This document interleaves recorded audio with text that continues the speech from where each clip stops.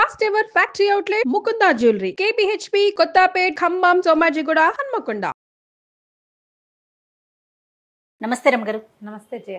రమగారు, లోదుస్తులు నైట్లు వేసుకోకూడదు, ఎక్కువసేపు వేసుకొని ఉండకూడదు అలాంటివి మనం వింటూ ఉన్నాం ప్రజెంట్. అయితే పిల్లలకి నైట్ పడుకునేటప్పుడు కొంచెం లూజ్గానే వేసి పడుకోబెడతాం. వాళ్ళకి ఇన్నర్స్ అవి కొంచెం వేయకుండానే ఉంటాం. కొంచెం ఒక 10 ఇయర్స్ లోపు, 10-11 ఇయర్స్ లోపు అయితే ఆడపిల్లలకైనా మగపిల్లలకైతే లోదుస్తులు అంటే కొంచెం తక్కువే ఉంటాయేమో. ఆడపిల్లలు అనేసరికి పైన బనియన్ వేస్తాం, కింద డ్రాయర్ అలాంటివి వేస్తాం డే టైము. నైట్లు అయితే తీసేస్తాం కదా. అసలు నిజంగా తీసేసేయాలా? బ్లడ్ సర్క్యులేషన్కి అది నిజంగా ఇబ్బంది అవుతుందా? ఇదొకటి నా ప్రశ్న. ఇదివరకు ఏం చేసేవారు? అసలు లోదుస్తుల కాన్సెప్ట్ ఇదివరకు ఉందా రమ్మగారు? తక్కువే. ఇన్నర్స్ అనే ఫీల్ తక్కువే. దుస్తుల కాన్సెప్ట్ చాలా తక్కువ. అసలు సంసారపక్షంగా అవి వేసుకోకూడదు లాంటి భావాలు కూడా ఉండేవి. కొన్ని కథల్లో కనపడతాయి మనకి. కొన్ని స్టోరీస్లో, పాత కథల్లో ఈ లోదుస్తులు వాడడం మీద ఒక రకమైన, అంటే ఏదో ఒక తెగకి చెందిన వాళ్ళే వాడాలి కానీ సంసారంలో చేసుకునే వాళ్ళు, మామూలు కుటుంబాలలో ఉండేవాళ్ళు ఇట్లాంటివి వాడకూడదు లాంటి భావాలు కూడా ఉండేవి పాతకాలంలో. అవన్నీ చెప్పలేకపోతాను జయ. క్రమంగా మనకి రోజులు మారిపోయినాయి. లోదుస్తులు కంపల్సరీ, కాటన్ తగ్గిపోయి మిగిలిన రకాల దుస్తులు వాడడం మొదలుపెట్టాం. బట్టలు అన్ని రకాలు పల్చటివి, ట్రాన్స్పరెన్సీ ఉంటుంది, పల్చదనం, లోపల భాగాలు కనపడుతూ ఉంటాయి. కనపడకుండా ఉండటానికి, కవర్ చేయడానికి మొదలుపెట్టినవి క్రమంగా అదొక ఫ్యాషన్, స్టైలు, ఒక ట్రెండ్ వేరే రకంగా మారిపోయినాయి. ఇంకా రకరకాల అందులో వైర్స్ ఉన్నవి, ఎక్కువ బాగా బాగుండేవి, ప్యాడెడ్ అని క్లెన్లీనెస్ కోసం మొదలుపెట్టింది, లేదా ట్రాన్స్పరెన్సీని కవర్ చేసుకోవడానికి మొదలుపెట్టింది.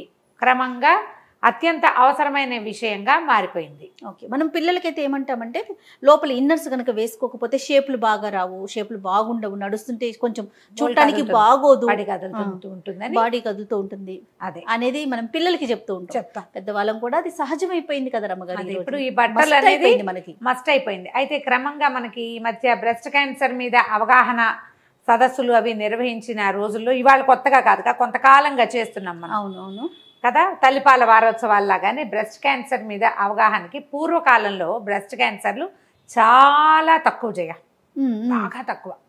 అయితే నేను పుట్టక ముందే మా ఫ్యామిలీస్లో ఉంది. నాకంటే కనీసం ఒక 4 ఏళ్ల ముందు, 3-4 సంవత్సరాల క్రితం మా పెద్దమ్మ ఒక ఆవిడకి బ్రెస్ట్ క్యాన్సర్ వచ్చింది. పాప ఆవిడ గతించింది కూడా. చాలా ఇబ్బంది అయింది. వీళ్ళు అది ఇదని ఫలానా అని కూడా తెలుసుకోవాలి. పిల్లవాడి తల తగిలింది పాలు తాగేటప్పుడు, అదేదో గడ్డగా అయ్యిందని భావించారు. క్రమంగా అది విపరీతమైపోయింది. వాళ్ళిద్దరు సిస్టర్స్, మా పెద్దమ్మలు. చిన్న ఆవిడ గతించారు. చాలా హెల్దీ, చాలా బాగుండేవారు, పెద్ద జుట్టు, చాలా బాగుండేవారు, చక్కగా ఉండేవారు మనిషి. 5-6 పిల్లల తర్వాత మామూలుగా ఏమనుకుంటామంటే, మనం పాలిచ్చిన తల్లులకి క్యాన్సర్ ముప్పు తక్కువగా ఉంటుందన్న ఒక ఐడియా కూడా ఉంటుంది. తల్లి పాలిచ్చిన తల్లులకి క్యాన్సర్ ముప్పు తక్కువగా ఉంటుందని ఇదివరకటి వినేవాళ్ళం. అవును చెప్పేవాళ్ళు. అందుకని పిల్లలకి పాలు ఇవ్వడం మస్ట్. 1-2 ఏళ్ళు పాలిచ్చిన తర్వాత ఇంకొక సంతానం కలిగితే మళ్ళీ చివరి దాకా, ఆఖరి పిల్లలు 3-4 ఏళ్ల దాకా ఫీడింగ్లో ఉండేవాళ్ళు. అదొక పందా ఉండేది. వాళ్ళకి ఇది రాదని ఒక భావన ఉండేది. కానీ మా పెద్దమ్మ విషయంలో ఆవిడకి 6 సంతానం తర్వాత కనపడింది. 6వ అబ్బాయి అప్పుడు. ఆవిడ పోయాక మా ఇంకో పెద్దమ్మ, ఆవిడ మాత్రం ఆ రోజుల్లో రేడియేషన్ కరెంటు పెట్టడం అనేవాళ్ళు చేయ, దాని పేరు అదే. చాలా ఏళ్ళ దాకా మేము తర్వాత తెలుసుకున్నాం అది రేడియేషన్ ఇచ్చి ఉంటారు అని. కరెంటు పెట్టించుకున్నారు ఆవిడ, ట్రీట్ చేయించారు ఆవిడకి. ఆవిడ చాలా సంవత్సరాలు, మా ఇంకో పెద్దమ్మ, రావంజ పెద్దమ్మ అంటే, ఆవిడ చాలా సంవత్సరాలు చక్కగా హెల్దీగా జీవించారు. ఆవిడకి ఏం ప్రాబ్లం రాలేదు.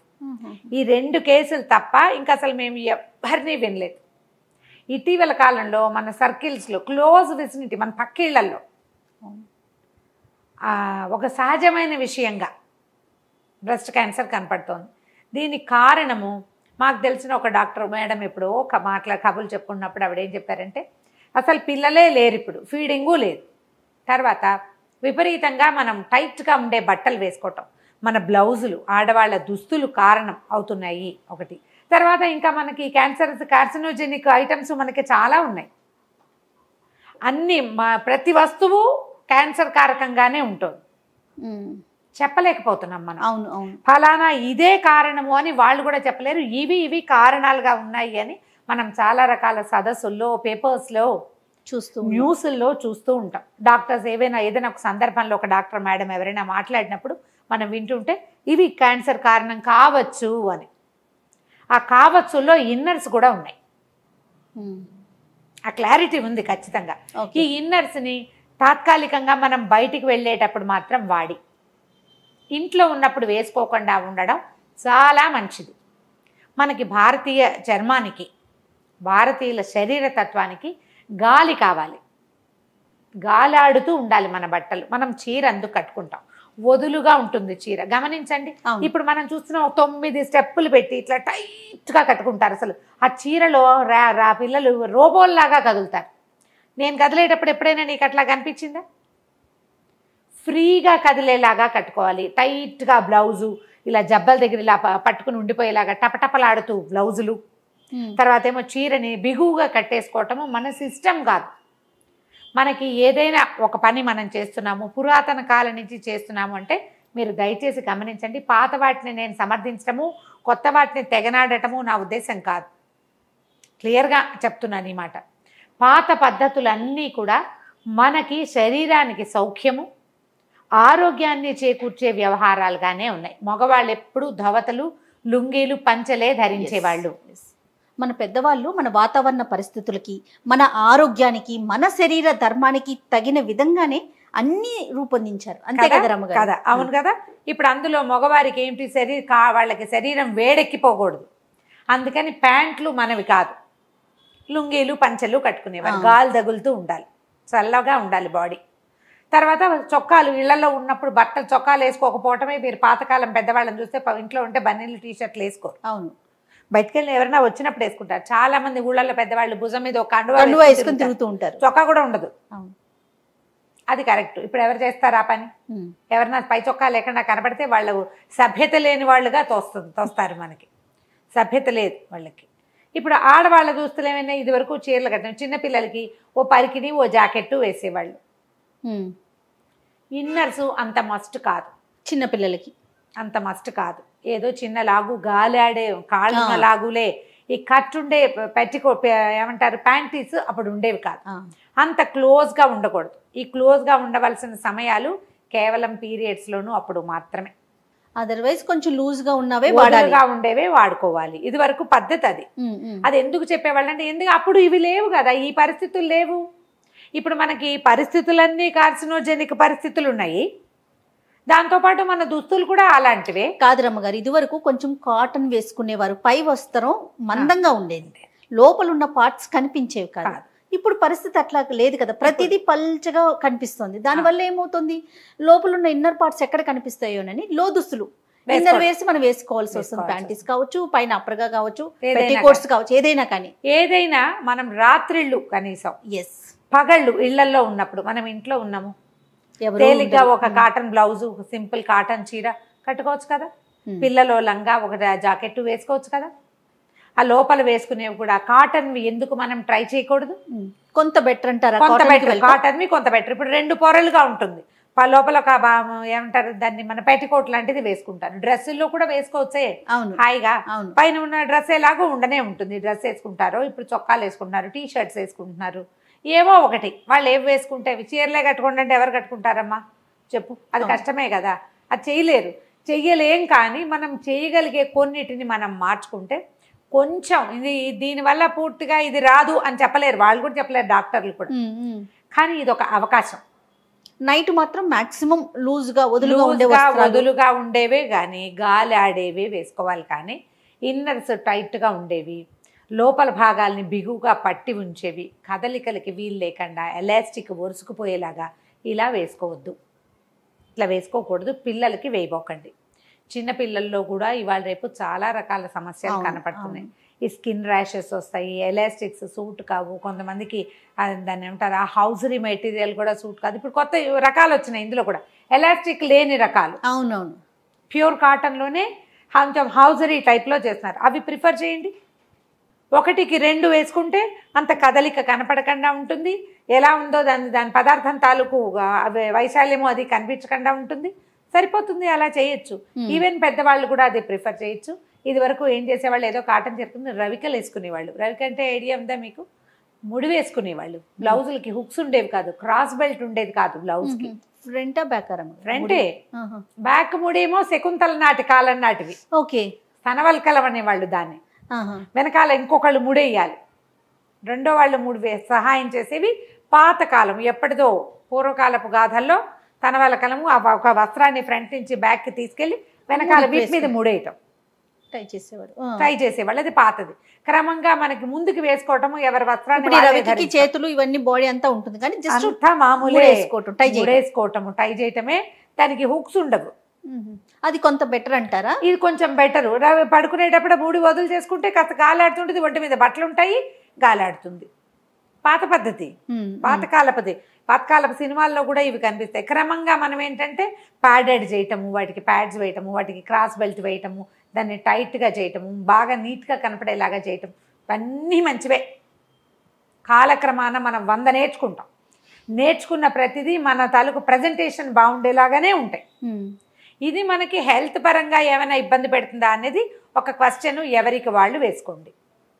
కొంత వయసు వచ్చాక 40s దాటాక తప్పకుండా మమోగ్రామ్ తీయించుకోవాలని చెప్తున్నారు. మమోగ్రామ్ తీస్తే ఏమైనా బ్రెస్ట్లో టిష్యూస్ వాచనే మనం సొంతంగా చెక్ చేసుకునేది కూడా ఇవి కనిపిస్తున్నాయి. ఎట్లా బ్రెస్ట్ చెక్ చేసుకోవాలి, శరీరంలో వస్తున్న మార్పులు, ఎక్కడైనా మచ్చలు, పెద్ద పెద్ద కాయలు లాంటివి వస్తున్నాయా, అలాంటివి మనం అబ్జర్వ్ చేయాలి. మనని మనం చూసుకోవాలి. ఈ బట్టల వల్ల ఏదైనా ఇబ్బంది వస్తుందా, టైట్గా కట్టుకోవడం వల్ల ఏమైనా చర్మానికి ర్యాషెస్ లాంటివి వస్తున్నాయా, దురద పుడుతుందా, పిల్లల్ని కూడా అబ్జర్వ్ చేయండి. ఎందుకంటే ఈ రోజున మనం ఏం చెప్పలేకపోతున్నాం. అవునండి, ఈ రోజు హెల్తీగా కనిపిస్తున్నారు, రేపటికి చూస్తే ఏదో చెప్పేస్తున్నారు. ఎంత భయం అనిపించేస్తుంది రమ్మగారు. అవును. పైగా మన కుటుంబాల్లో ఎక్కడైనా క్యాన్సర్ ఇవి ఉంటే కనుక ముందు తరాల్లో తాతలో, నాయనమ్మలో, అమ్మమ్మలో ఎవరైనా ఉంటే తప్పకుండా 40 దాటాక బ్రెస్ట్ చెక్ చేయించుకోవాలి ఎప్పటికప్పుడు. లేకపోతే అది చాలా సులువుగా వచ్చేస్తుంది. ఆ క్యాన్సర్ ట్రేసెస్ ఉంటే అవి తీసేయటము ఏదో చేస్తారు. దాన్ని అంతదాకా వెళ్ళే బదులు మనం రోజువారీ జీవిత విధానంలో కొన్ని మార్పులు చేసుకోవచ్చు కదా. అవును. ప్యాంటీస్ కాటన్వి ప్రిఫర్ చేయండి. ఎప్పటికప్పుడు పాడైపోయినవి సంవత్సరాల తరబడి వాడద్దు. తర్వాత ఏమో ఈ వైర్లు ఉన్నవి, ఇలాంటివి ఇన్నర్స్, టాప్ వైర్స్ వాడబోకండి. ఒకవేళ వాడినా తాత్కాలికంగా ఇంటికి రాగానే మేకప్ తోటి చేసుకున్నట్టుగా ఇన్నర్స్ మార్చేసుకోవాలి. ఎక్కువ గంటలు ఒకే బట్టలతోటి ఉండబోకండి, ఇన్నర్స్ తోటి ఉండద్దు. ఇన్నర్స్ శుభ్రంగా ఉండకపోతే చర్మానికి కూడా చాలా సమస్యలు వస్తాయి. టైట్గా ఉండకూడదు. ఇప్పుడు ఇవి ఒకళ్ళు చెప్పక్కర్లేదమ్మా. అవును, డాక్టర్లే చెప్పక్కర్లేదు. మనకి మనం ఆలోచించుకోవాలి కదా. చెమటలు పడతాయి, మనం ఏదైనా పెర్ఫ్యూమ్స్ వేసుకుంటాము, దాని ట్రేసెస్ ఉండిపోతాయి. పౌడర్ రాసుకుని బట్టలు వేసుకునే అలవాటు ఉంటుంది కొంతమందికి. అవి కూడా కంటిన్యూస్గా ఉండకూడదు. 2 పూట్ల స్నానం చేయటం, చర్మంలో ఏవైనా విపరీతమైన మార్పులు కనపడుతున్నాయేమో చూసుకోవటం, ఎప్పటికప్పుడు జాగ్రత్త. మన శరీరాన్ని మనమే గమనిస్తూ ఉండాలని మొన్న మధ్య ఒక డాక్టర్ గారు చెప్తూ ఉన్నారు. గమనించాలి. ఎవరొచ్చి చూస్తారు, ఏదో వచ్చినప్పుడు కాదు, ప్రతిరోజు మనం అబ్జర్వ్ చేసుకుంటూ చేయాలి. ఈ బట్టల వల్ల ఏమోనని ఆలోచించండి. ఇన్నర్స్ మాత్రం జాగ్రత్తగా సెలెక్ట్ చేసుకోండి. అక్కడి నుంచి ఆడ్ షేప్స్, మన శరీరం ఎలా ఉందో అలా కాకుండా వేరే రకం షేపుల్లోకి వెళ్ళకూడదు. సైజులు కరెక్ట్గా తీసుకోవాలి. చిన్న సైజు తీసుకుని ఇరికించి వేసుకోకూడదు. అవన్నీ కూడా మీకు బ్రెస్ట్ ఇష్యూని ఇబ్బంది పెట్టచ్చు. అవునవును, అలా చేయకూడదు. కొంచెం జాగ్రత్తగా మంచి చక్కటి కంపెనీని చూసుకోవాలి. ₹1 ఎక్కువైనా మీరు ఎక్కువ పెట్టినా సరే, ఎక్కువ పెట్టామని పగలు రాత్రి వేసుకోకూడదు. ఉంచుకోకూడదు. ఇంటికి వచ్చి ఇక మనం బయటికి వెళ్ళాము అని అనుకుంటే బట్టల్ని ఫ్రీగా చేసేసుకోండి. దానివల్ల మీ శరీరం చర్మానికి గాలి తగులుతుంది. ఏవైనా కొత్త రకపు ఇబ్బందులు రాకుండా ఉంటాయమ్మా. ఇది ఒక సెన్సిటివ్ టాపిక్ కాబట్టి ఇన్ని రోజులు మాట్లాడకుండా. అవును రమ్మగారు. కానీ ఇంకా ఇప్పుడు ఈ రోజుల్లో ఇక అసలు ఈ టాపిక్ డిస్కస్ చేసే ముందు కూడా నేను మీకు ఆఫ్ స్క్రీన్ ఒకసారి అడిగాను రమ్మగారు, ఇది మాట్లాడదామా? ఎందుకంటే చాలా మందిని చూస్తున్నాం, నైట్లు ఉంచకపోవటం, టైట్గా వేసేసుకోవటం, ఇవన్నీ ఎంతవరకు కరెక్ట్ అనేది. కానీ ఆన్ స్క్రీన్ మాట్లాడొచ్చా మాట్లాడుకోకూడదు అనుకున్నప్పుడు మనం అన్ని విషయాలు చాలా చక్కగా మాట్లాడుకుంటున్నప్పుడు చాలా మంచి విషయం కదా ఇది. ఇప్పుడు టైట్గా బట్టలు వేసుకోవాలి మీ తత్వం. బయటకు వెళ్ళేటప్పుడు అట్లా బాగా చక్కగా అంటుకుపోయి ఉండాలి మీ ఉద్దేశం. అది ఇంటికి వచ్చినప్పుడు ఫ్రీ చేయండి. ఎందుకంటే మీ శరీరమే మీ మేట్, అదే మీతో ఉంటుంది. ఎవ్వరు ఉండరు. మీ డ్రెస్ బాగుందని చెప్పిన వాళ్ళు 1/2 నిమిషం కూడా ఉండరు. మీ శరీరం దానిపై మొయ్యాలి ఆ కష్టాన్ని. అంత కష్టపెట్టబోకండి శరీరాన్ని. కొంచెం కాస్త గాలి ఆడేలాంటి బట్టలు వేసుకోండి. ఇన్నర్స్ తోటి జాగ్రత్త. రైట్. థ్యాంక్ యూ రమ్మ గారు. నమస్తే. నమస్తే.